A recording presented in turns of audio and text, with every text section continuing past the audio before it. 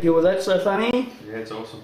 Yeah, not bad for 2 sessions, so there goes the dragon. Just go around. One way, do it the other way. The other way. Slowly, slowly. Come here.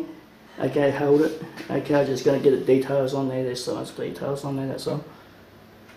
Just, yep, so we can see the clock.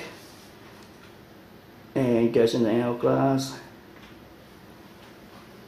And onto the top of the hourglass.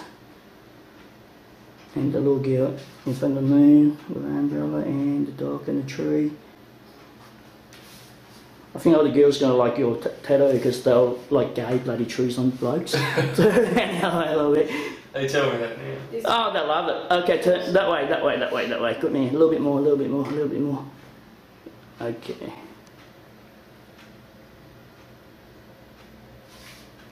Okay, just go slowly. Yep. Swing around. Yep. Good man. Keep going. Keep going. Keep going. Keep going. Keep going. Keep going. Keep going. Keep going. Keep going. Yep. Stop. Stop. Stop. Yep. Cool. Just facing the wall, so I see if the 2 dragons. Yeah, they pretty much match, aren't they? Yep. They do.